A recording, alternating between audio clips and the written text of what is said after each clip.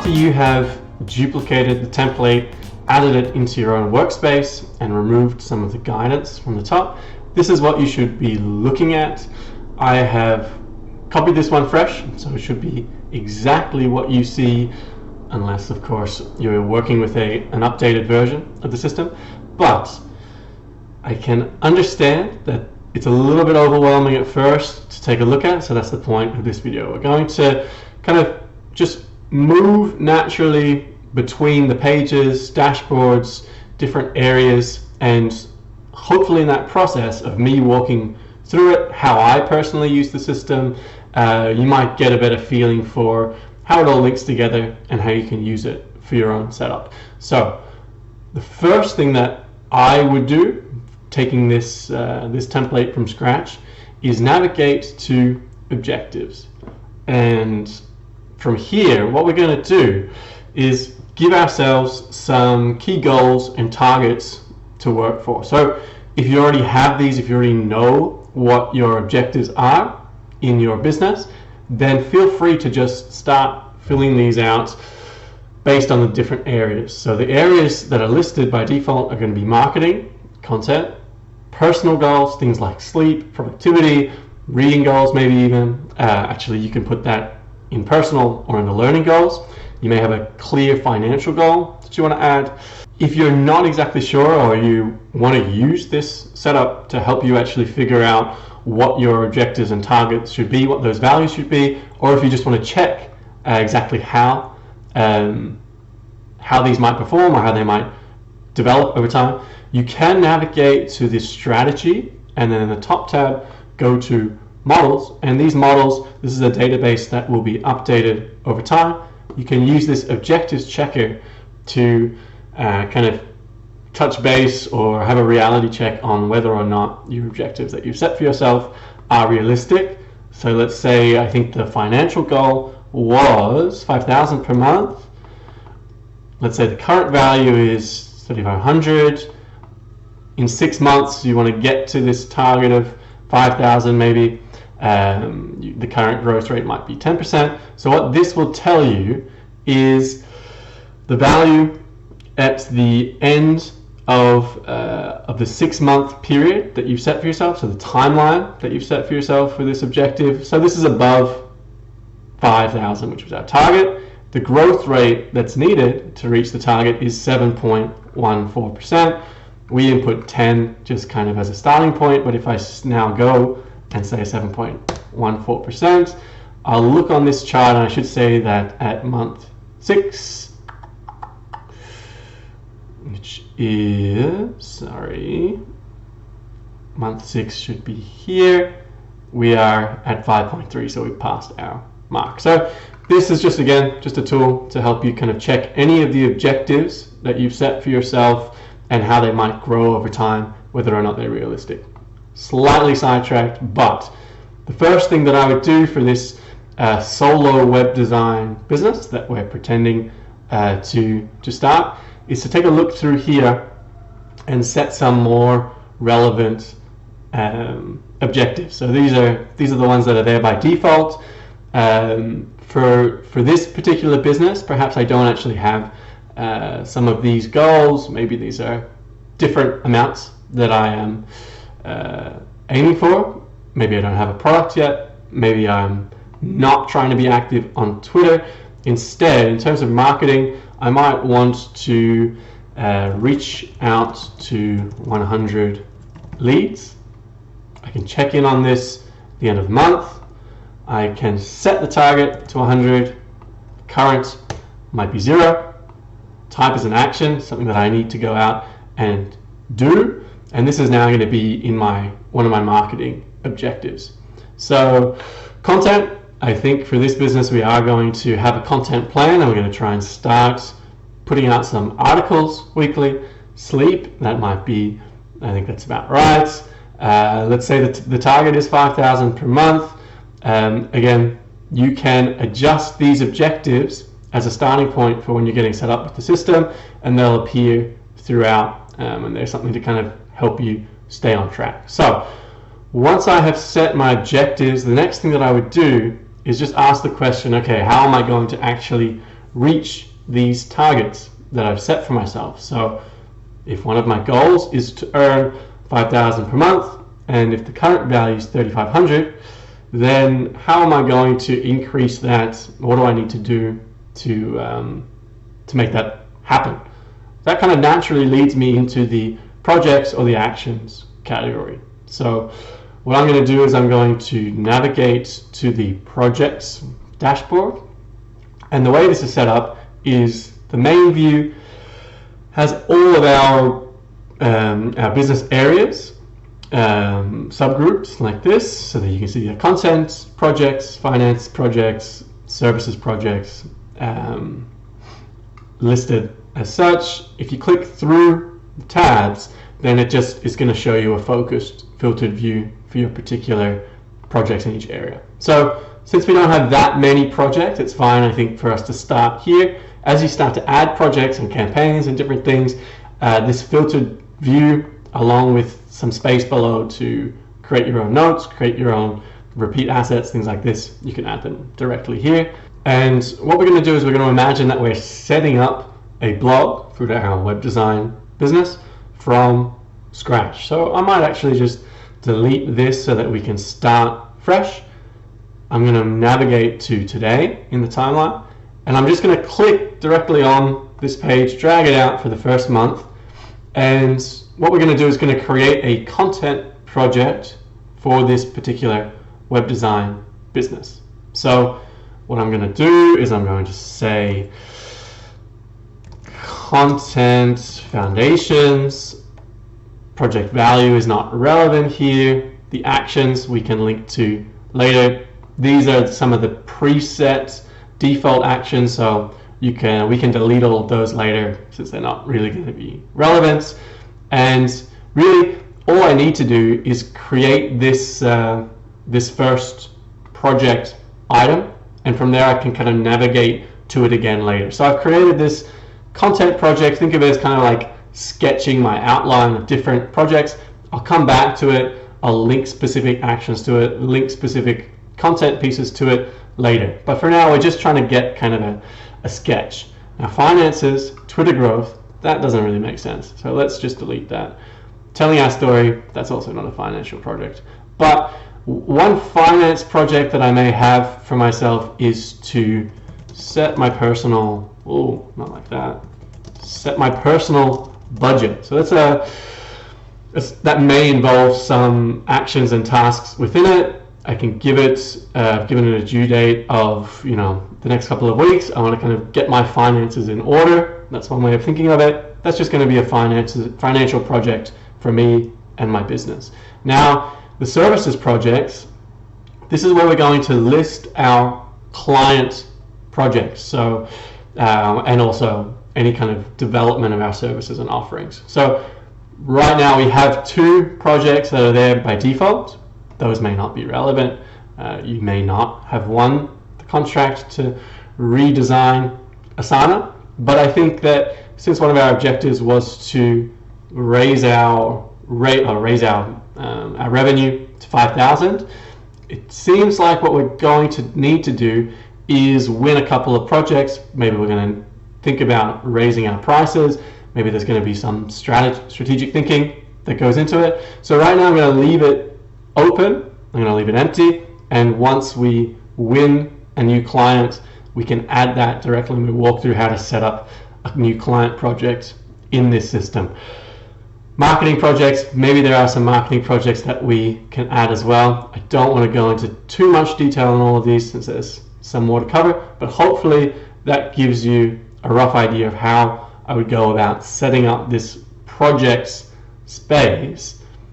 Now that we have some projects there, we can navigate to the actions. And again, there's a lot of pre-built stuff in there to kind of populate it and help you see how it should look. Hopefully it doesn't distract you too much, and you can kind of clear the workspace like this. You can click on them one by one. You can also drag and select multiple, and you can delete them like this. So that's one quick way to get rid of everything. So once again, The actions home dashboard, where we are, which you can get to from this left menu, is going to show all of the actions in all of the business areas. So the business areas are on the top and they are sorted by priority. So what you get is the highest priority tasks for each business area showing at the top of the list. So for services, we may have some specific client tasks that need to get done. So maybe for this particular business where we are, is we're going to say wrap up client project handover. That might be a task that we need to take care of.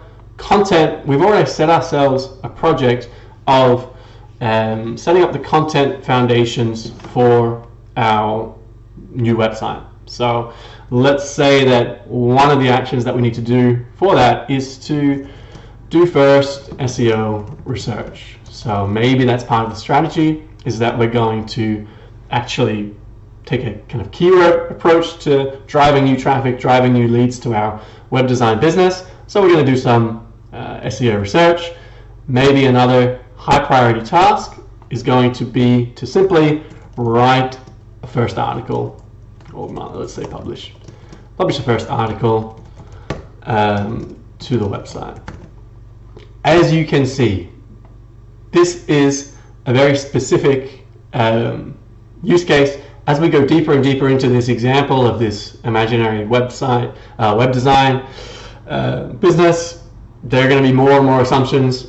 Fewer and fewer of them will apply to your business as we go into it. So what I'm hoping is more to kind of help us get a feel for how to navigate through this, what this particular business might do, how they might set it up, with the full knowledge that this is not going to be 100% or even 50% mapping onto your own particular setup. But hopefully it's helpful just to see an example of how this all might kind of link together. So let's say we set up a couple of key actions for the projects that we know are going on or that we want to work on. So right now it's quite focused. Let's just say we're focused on our services and our content. But one of the other things that we said, or one of the other objectives that we set for ourselves, was to start doing some direct outreach. So the the category that we put that in was in marketing. So our goal is 100 new leads that we want to contact, but perhaps we don't actually have the list of leads that we're going to contact. So let's say build our leads list to 100. So that's something we're going to need to do first before we can go out and write it. And it's up to you where you want to put this. You could put it as a piece of content, which would be the outreach script. So let's say cold outreach script, cold leads, just if we need to confirm that. And you can already kind of start to see how having this view of the business and different areas helps us kind of link between what's going on in marketing, in our client projects, in our content work, and you can also, of course, link these directly to the project. So let's do that now. Actually, in our content, we did this first research action. We can link that directly to Content Foundations is the project that we've set for ourselves. Now, you may want to just delete all of the other projects that are not relevant, and then you don't have to go through that full list. Again, I would recommend kind of working into the system, being a little bit patient with some of the artifacts of those default projects and objects, and kind of just working around them for a little bit. And then when you're really comfortable with how it all fits together, you can just delete it all. So as you're seeing, I'm not doing first step is go through every page and delete everything and then start from scratch. Sometimes it helps to see how it would fit together. It can be a little bit annoying that there are irrelevant projects and tasks in there, but again, you can clean it out as you go through. The main thing is to try to understand how does it fit together and how can you kind of set it up for your own business. So what we've done here is we have set some objectives for ourselves. We have then used that to define some first projects. Again, we're going to come back to this as more things arise, as new things come up. We're going to want to add new projects, but for now we just added the first couple to get this kind of started, and then from there we had a few actions that we knew we needed to take care of in order to achieve those projects. Now, because of the projects and actions that we've actually chosen for this web design business, we can start to leverage some of the workspace to help us achieve them. So one of the tasks that we set for ourselves was this first SEO research. So where exactly should we go to get started on that? We can click right in and just kind of start doing our research in here, but there's also a page dedicated to SEO, or a dashboard dedicated to SEO in our marketing section. So what you'll do is you'll navigate to marketing, find the SEO tab, and we already have kind of a pre-built SEO workspace that's going to have our keywords. So when we do go out and start researching our keywords, we can put them all in this database. If we wanted to do some link building, we're out researching different blogs and places that are mentioning the same keywords that we want to talk about, we can add them directly into this board. And there are some tools here that are going to help us actually do our keyword research and our some interesting topics, some trends, trending content, and get started in that actual SEO process. So let's say I've gone out, I click through to some of these links, I do some research, I have 15 to 20 keywords that I really like. From there, I can go to my content dashboard, and I could just directly start typing in the ideas for content that I want to write, which would be based directly on those keywords. So for example, let's say one of the keywords that I researched, which seemed to be interesting, was the top web design trends of 2022. And when it comes to writing this article, I can do it directly from this page. So open it up. The campaign is actually going to be our Content Foundations project. The keywords, let's say that we add, Web3 web design trends. Close enough. And I can just directly start typing my article here from within the page. As I progress it, let's say that I start, so that's me navigating through the top, showing an example of when you go full page, you're going to lose the navigation. So that's why we would go here. But to get back to where we were, we can just hit content, go back to articles, and then we're back with our piece of content. So as you progress this piece of content, maybe you get stuck and it goes on hold for a while, maybe it's in the process of being written, and then when it's ready for publish, you can just drag it along here. So when I come to my articles dashboard for content specifically, at a kind of quick glance, I should see what are the content ideas that I have kind of brewing, what's on hold, what's stuck at the moment, what's actively being written, and what's ready to hit publish. Once I do publish it, I just hit the publish marker, and I know that it's ready. If I want to remove it from this view, I can send it to the archive here. So that's an example of how it would work for articles. The exact same kind of process holds for video, so different videos, stages of the video, filming, prepare for publish, emails. If you want to actually write your email drafts and copy in here, you can do so. You can just write it, use it as a page for jotting down ideas in the actual script. Same for social media. And what we also have in the content dashboard is a calendar to help keep track of when these particular things are due for publish. So that's it may feel a bit meandering. We started on the actions page with, we wanted to complete some of our first SEO research. That took us over to the marketing section, which then took us into the SEO tab. We did some keyword research. Then kind of once we knew which keywords we wanted to write about, we just went over to the content section. We wanted to write an article. We created it, wrote it for a while, and then we hit publish. So I think that moving through this workspace in this kind of way will hopefully give you a better idea of how things link together rather than going page by page. I've already said that, but I'll just repeat myself.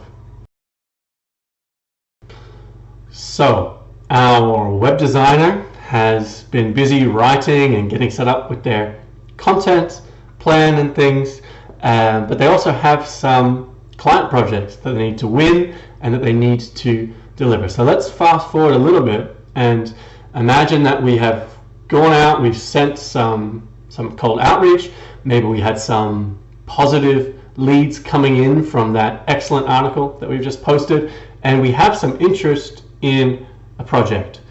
Fast forward even further.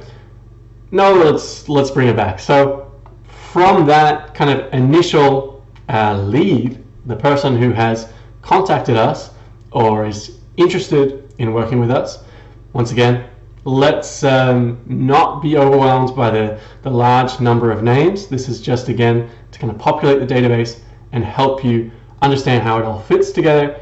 Once you have kind of a feel for what's supposed to happen here, you can also just drag and select and delete all of those dummy contacts.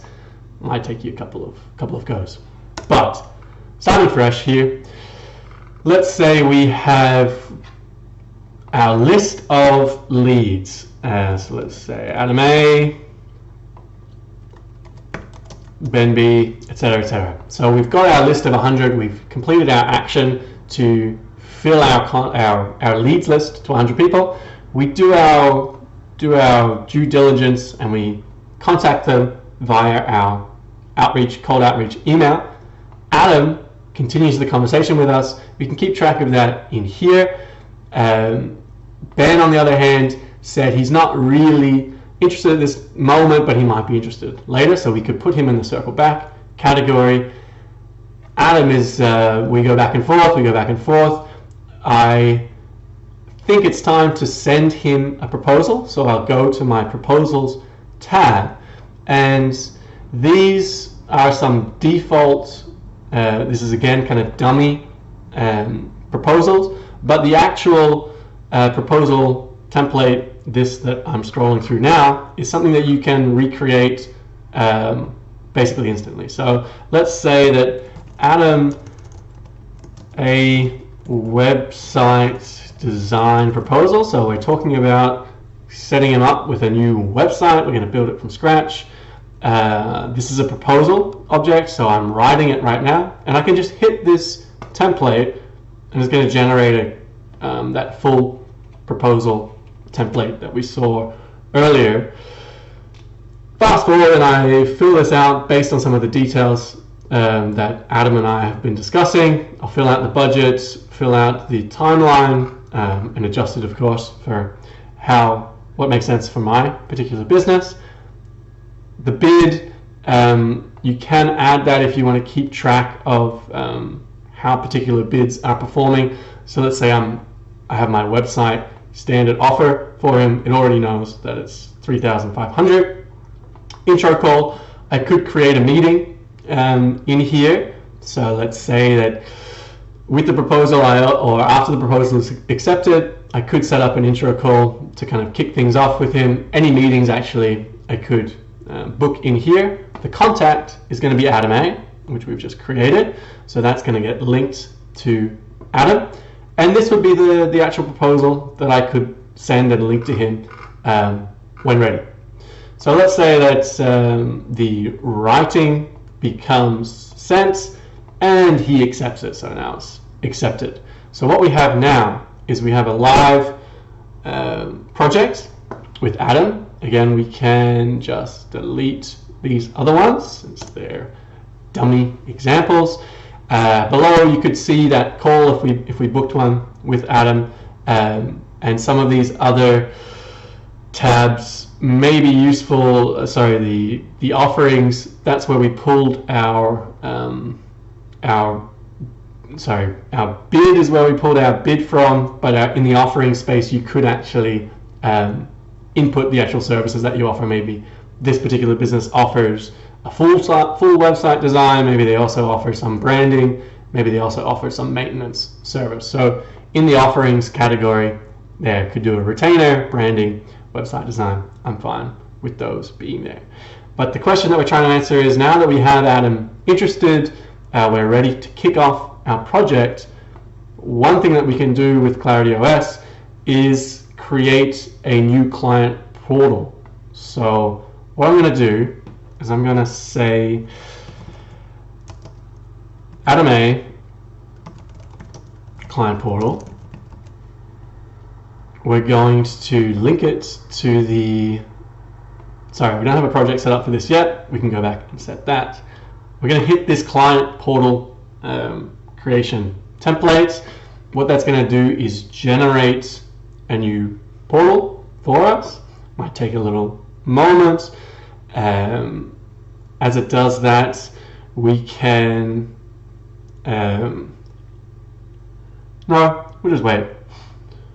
Once this gets created, what we'll need to do is click through, and it's going to set up a shared workspace for us. So that's ready now. I'll click through, and this, if you wanted to check where this exactly lives, it's all within our home workspace. So it is protected. It's not publicly available, and it's linked to our Adam A client. So this is exactly what you'll see when you create it. You can rename it to Adam A client portal. So what we're going to do is we're going to actually link Adam to this. So we're going to give him access. So with email, we're going to invite him into this workspace. Once you're ready, once you've set it up in the way that you want, what you can do is you can link the proposal that you have sent to him. If you use the timeline, you can actually link that in here to the proposal that you've sent, so that the timeline is all mapped to the project that has been won. Or of course you can just manually update this, and everyone kind of can see where we are in the current project. Everyone can see the actions that need to be done, both for yourself and for Adam. And in this menu we have some kind of standard default areas that may be useful while working together. There is a specific video covering the client portal if you want to learn more about that. But what we've done is we have now set up a client portal for Adam. I'm going to delete these two because they're not relevant. And what we need to do actually is get the link. So we're going to go to Adam's client portal, we're going to copy the link, go back here and link it as such. Then what we have when we navigate back to our client portals tab is we have a link directly to the client portal for this Adam A client project. So if I hit that, it's going to open actually a separate tab, so that's why you probably can't see it, which is going to be the portal that we need. So that's one way to kind of quickly set up and keep track of various shared workspaces with a particular client. But what we need to do, one more thing to wrap up this new client project, is we need to add it to our projects database. So we will have established the timeline in our proposal and in conversation with Adam, and so what we can just do is Adam A website build. This is going to be a services or client project. Project value from memory was 3,500. Any actions that we eventually set for ourselves, we can link in here. The type, not quite relevant right now. So this is an example of how you can go from reaching out to particular leads in this web design business, tracking them in the CRM of our services section. So that's the contacts section, seeing how they move through that journey. So Adam is active now because the project is live. we looked at how to set up a client portal. So if I go into this, I will be able to see Adam and I's status on different actions in the project itself. Then if I want to return back, I can review my offerings. If I have a specific, if I want to change the pricing on this, the standard price, I can change that here. Proposals, there's a proposal template. It's also a way to keep track of proposals that are out there. This one's accepted. Maybe we sent a couple that are still being considered or denied, and we want to circle back with them later. This bidding section, we didn't use it for this particular project, but if you are unsure of what exactly should I pitch to Adam for this website build, or what exactly should be my standard price, you can use this bidding calculator to get some help with what your hourly rate might be, additional factors, things like this. There's a video covering the bidding calculator on the Landmark Labs YouTube channel, which you can find. And in the contracts and docs, this just has an invoice template, an NDA agreement if that was relevant. Maybe Adam is some super high-tech startup and he's very secretive or just doesn't want you talking about it. And you can also use this project agreement template if you are delivering the project outside another service. Maybe if you're using Upwork or something like that, you don't actually need this. But if you are doing it yourself, there are a few contracts and documents there for you. So pushing along, our web design business has just won a contract. Excellent news. We're going to keep track of it. We can keep track of it from the home dashboard as well. If I go to today, I can see that the Adam A website build, content foundations, and my financial personal budget project, they all appear in the home dashboard. I also have a little reminder of my mission plus my favorited tools. So just quickly, since I brought it up, if I want a tool to appear on the home view, I can navigate to the tools database and I can just hit this favorited button. When I head back, I should see Asana in my favorite tool. So that's just kind of a quick link for our web designer. Webflow might be their tool of choice. I can just quickly click and navigate and open a new Webflow tab from here. But I digress. So we have our projects that we're working on. We have our actions that need to get done, our high priority actions that we've just created over in the action space. And this is where we could set up our Google Analytics traffic for the website, but we might have to return to that in another video. What we're going to look at now is Adam is as a solo web design business owner, I'm quite ambitious, and I don't just want to be doing content. I don't just want to be doing these services projects. I also want to build a product that I can start to sell as a digital product. So the people who may not engage with me for a services project or simply just want to kind of, a pre-built solution, I can also offer that as something that I own and manage and maintain. So since this is a web designer, what we're going to do is we're going to create or plan for a Webflow website template, which is going to be sold either both on our website, and we're going to submit it for the Webflow template store. So how do we go about doing that? Using this OS, what we could do is we could start with the strategy section. So if I'm going to go out and build a template or a digital product, I want to know a few things. So the first thing I want to know is, who is my audience? Who am I talking to about this? Now, to be honest, before I just dive into that, creating a user persona template, I probably just want to jot down some thoughts. I want to kind of do some research. I want to think through. I want to take a look at some examples of successful templates. I want to think about my past clients, the success stories, the things that worked.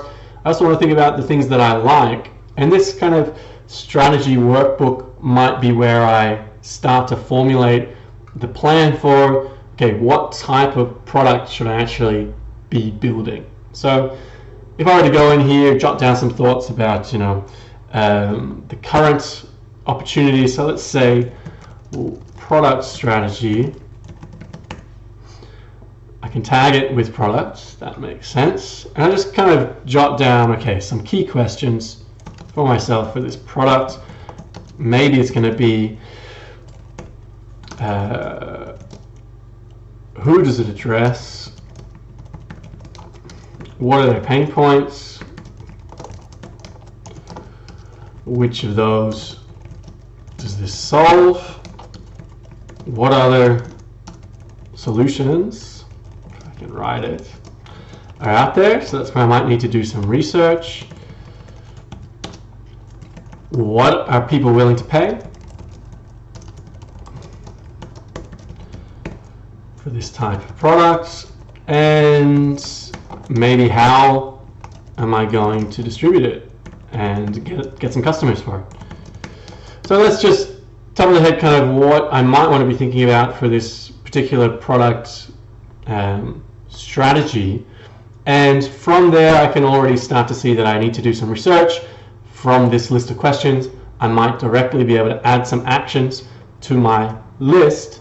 So I might just quickly kind of go over to the actions database. Since this is a product project that I'm working on, I can add it directly to the products column of my actions database. So one of the first things I might want to do is create first user personas for website template product. And from there, maybe the next thing I know what I want to do is create first sketch or wireframes. What could this template potentially be? Should it be an e-commerce store? Should it be a blog? Just starting to think based on those pain points that I'm confident addressing.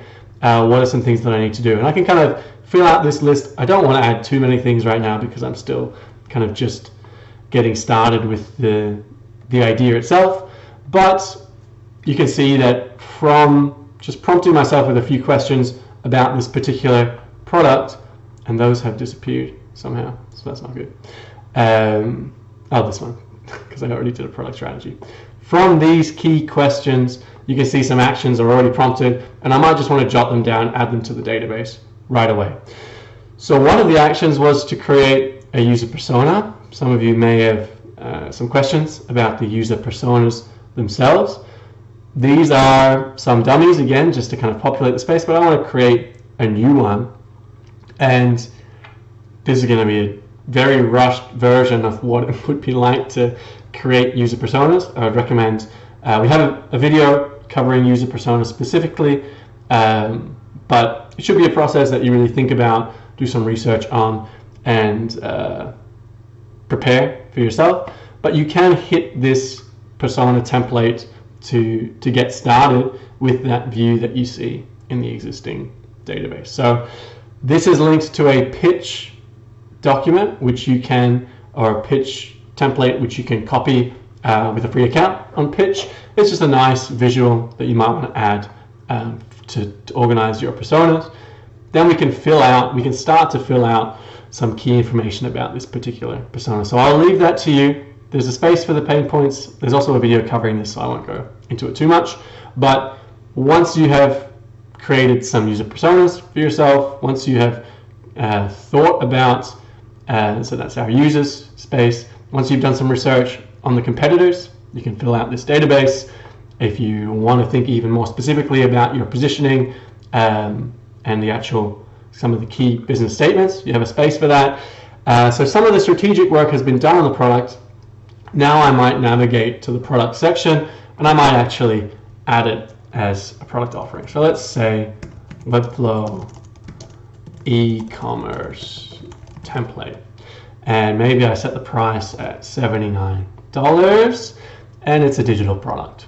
So this is just to have so I know at a glance quickly what are the products that I have available for people. I can also then have an easier way of tracking the performance of those products. But just to start with, we are going to create that product offering, and what we're going to do is we're also going to create a project for this particular product build. So actually this product isn't built yet, so we might set the project as a bit longer, and we might say build and launch first Webflow template, and we can add details about this if we need to. So as you can see, it's kind of starting to build up. That was not a very thorough example of how to build and launch a real product. I hope that you'll be much more thorough and innovative and creative and in your own version of this. But hopefully just me kind of flipping between the different views and trying to actually think through what it would be like to set up a product in this system, thinking about the strategy, thinking about the product itself, where I'll store it. From there, I might then have a content plan, which is a campaign, which might be the launch campaign for this particular product. In the actions page, there's probably a lot of things that I would actually need to do, like submit it to the Webflow template gallery. I would need to obviously build it and get some feedback on it. A lot of things would still need to happen, but hopefully the kind of general outline now makes a bit more sense. So we've covered a few big areas.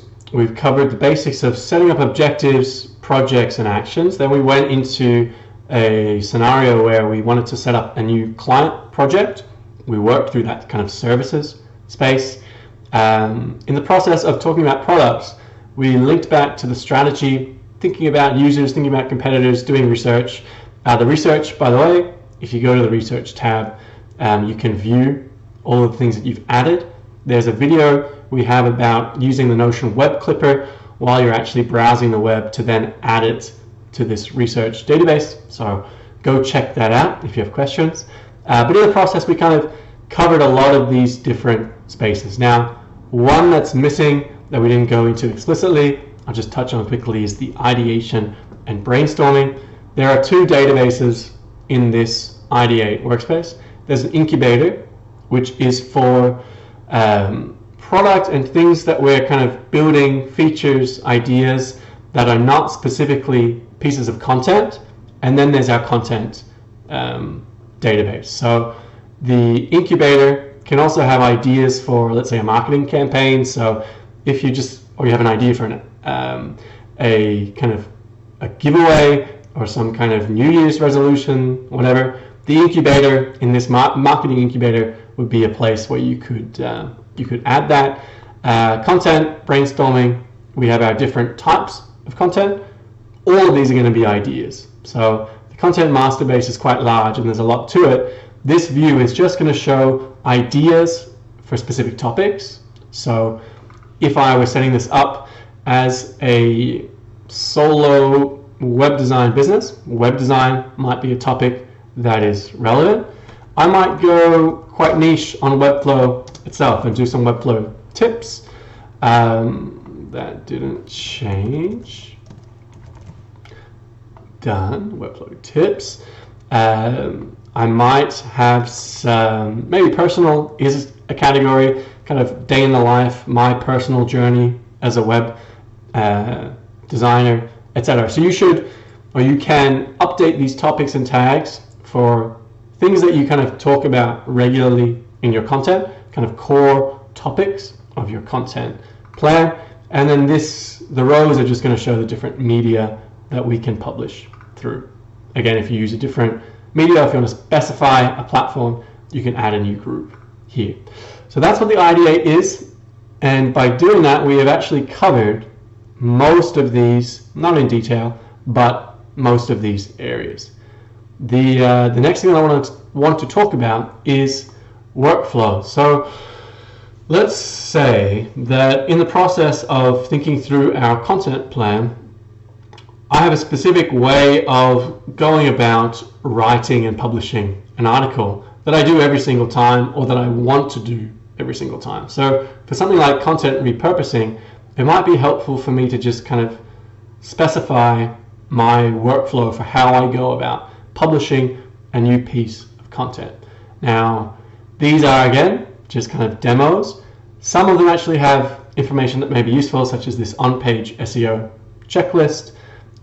Setting up a new client project, you might have a way that you do that. But let's say that I want to publishing a new content piece, and there may be some specific things or steps that I need to do. So I might just, let's make this a checklist, and what I can do is create a to-do list. So first step might be ideation session on a topic. So that's where I go to my Ideate Brainstorming dashboard, or maybe I use the whiteboard, however I brainstorm best, and that might be kind of first step. Then I might have a stage of, I might just outline the content piece. I might write or deliver the content, then publish to the primary platform, might be my approach to it.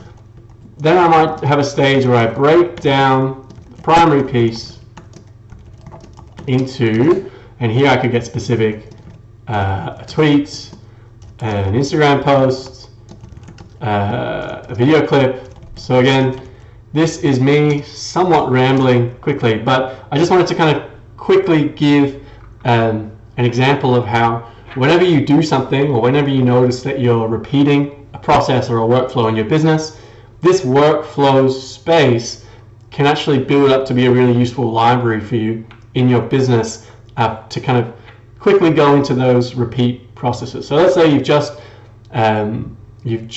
set yourself a new campaign for the launch of that website product, and you want to set up a content campaign to go along with it. So you are ready to start brainstorming, you want to dive right in, but you might come over here to the workflows database and quickly look through, maybe you even have a brainstorming or a new article, maybe a research workflow. And you can just quickly go over here, take a look through your research checklist and remind yourself of maybe some of the good resources that you want to check.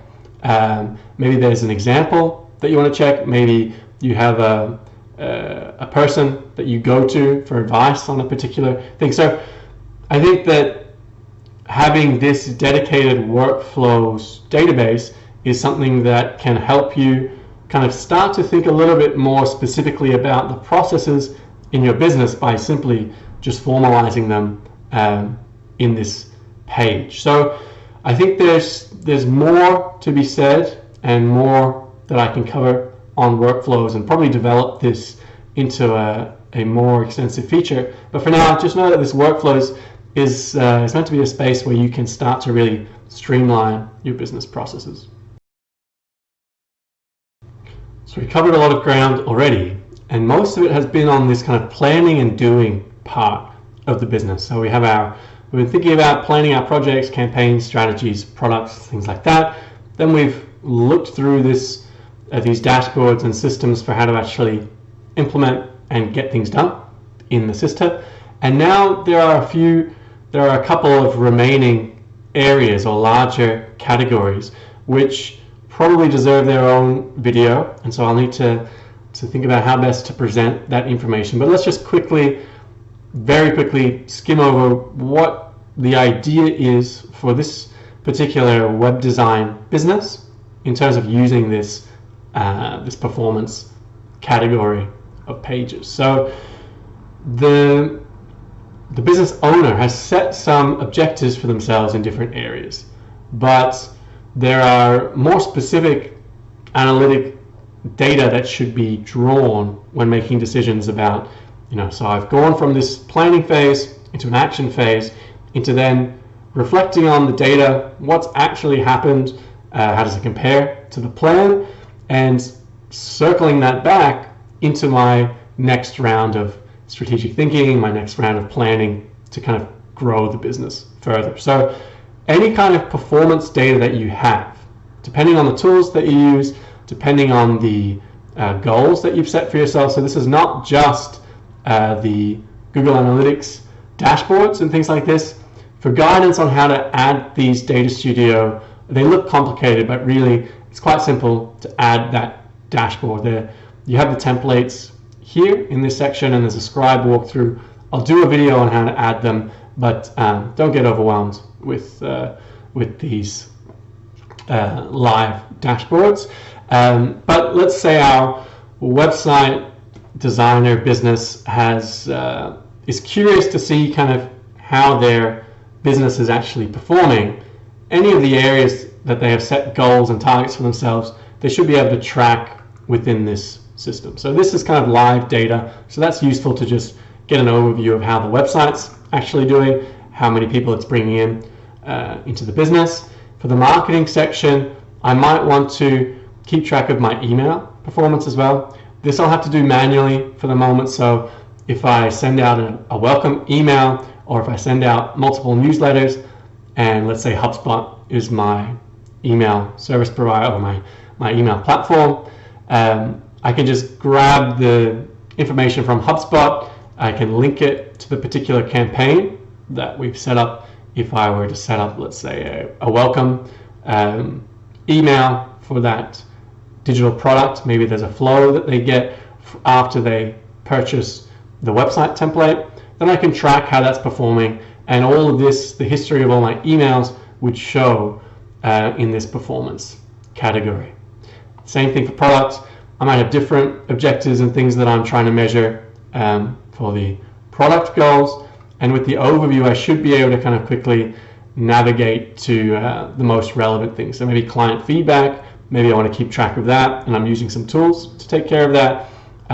Maybe I just simply want to keep track of how many prospects I'm actually reaching out to, how many calls I've had, and then I might also add something like project 1.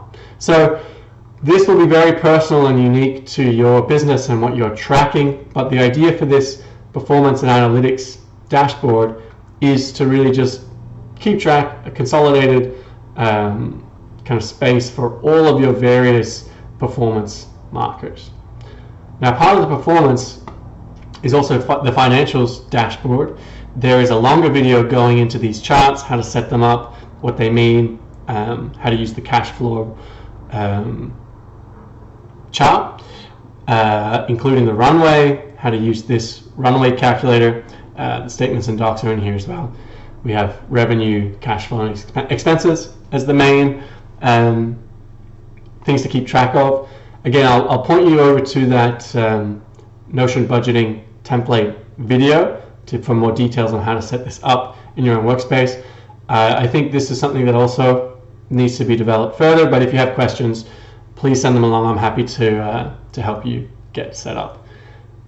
Finally, for our website designer, they may want to put up some of their milestones, their portfolio. They could build this out just in a gallery, and any client testimonials. So this is just when you're working by yourself, sometimes it can be helpful to kind of remind yourself of maybe your first project. What did that look like?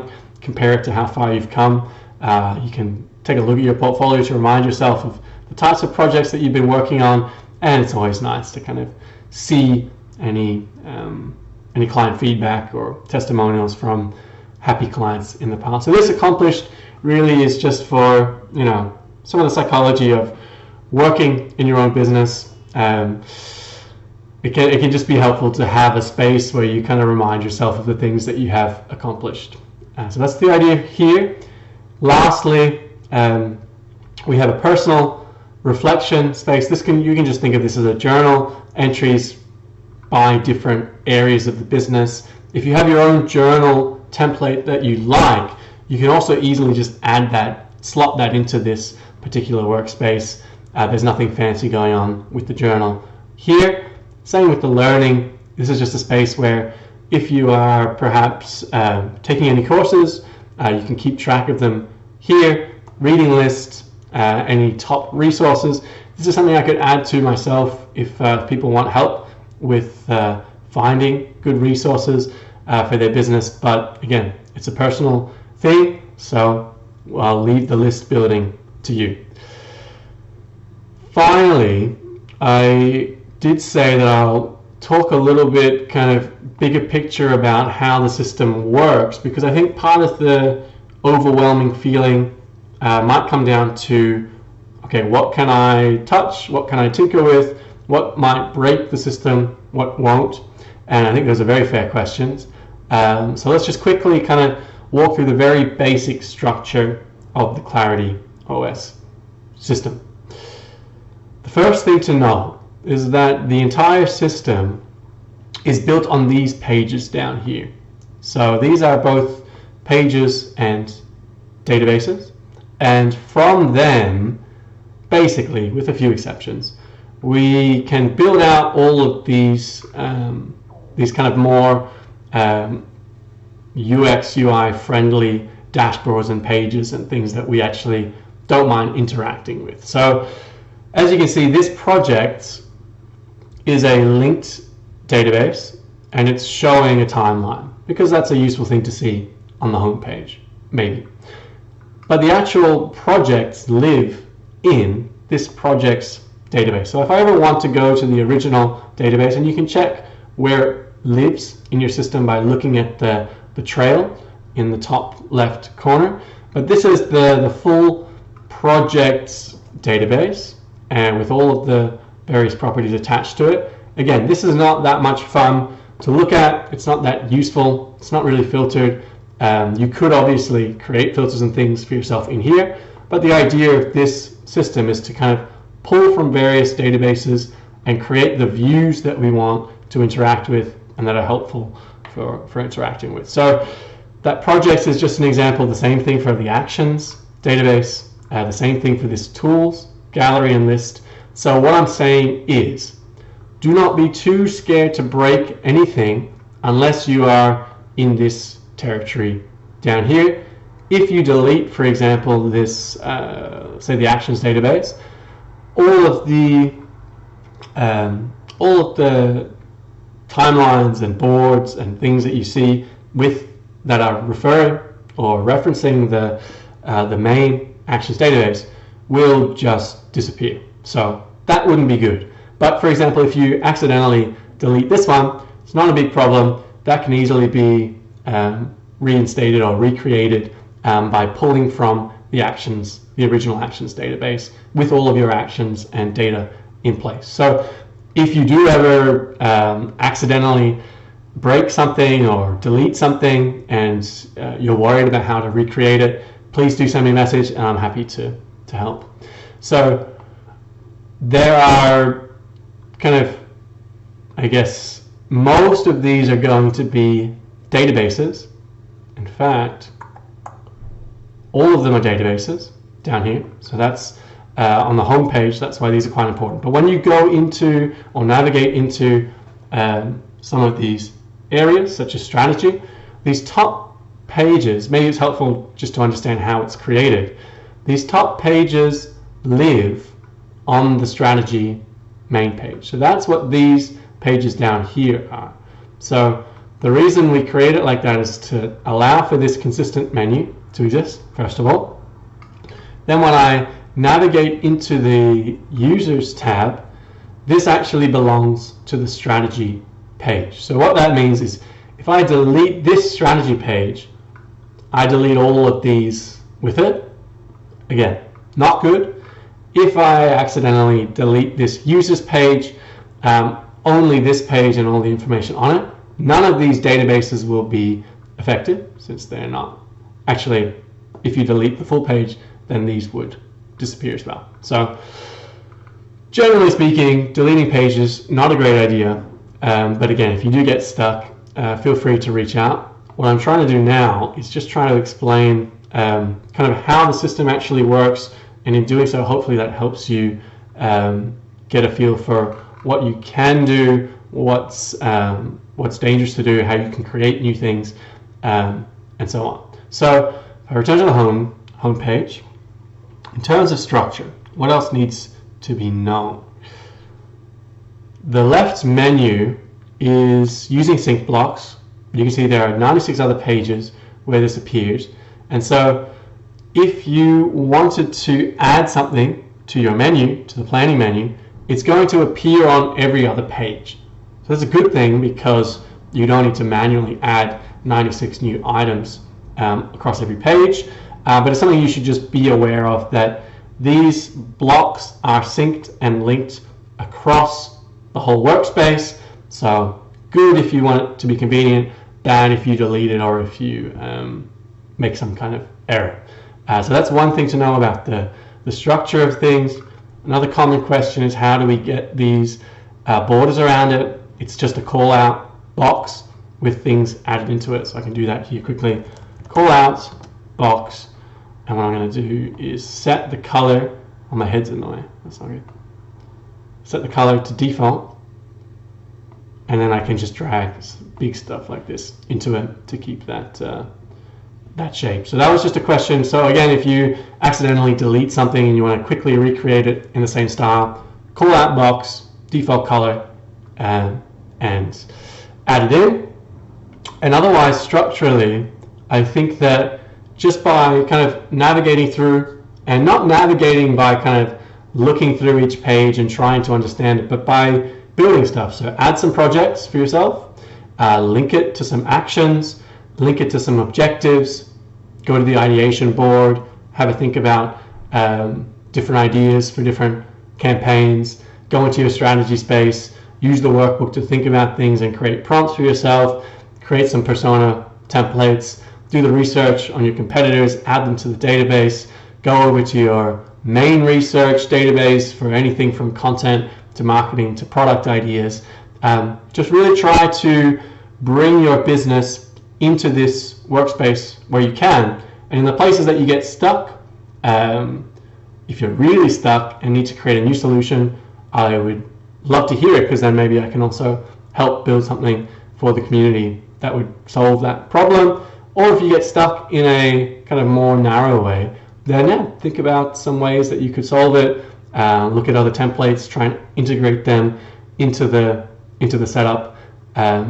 But generally speaking, I think the best way to learn how to navigate and move through this workspace for your particular business is going to be by creating some projects, setting some objectives for yourself, setting the actions, and then keeping track of what you have done, either in the workflow space, and another space that we didn't cover on is assets, things that you create that you want to use again. You can also add them into this assets database. So I think that might be enough for now. This is a long one. I hope that it does help answer at least some of the high level questions and any initial hesitations you might have about diving into it. You won't break the system unless you delete any of the main databases. So that's hopefully a relief for some of you. And again, the best way to learn is really going to be just by diving into it. So if you have any questions, if you found this useful, do let me know in the comments, and I'm happy to either do more of these walkthroughs in specific business use cases. Maybe I can even bring on some of you who are using the system in your own business, and we can talk about some of the solutions you've come up with, some of the questions you have, etc.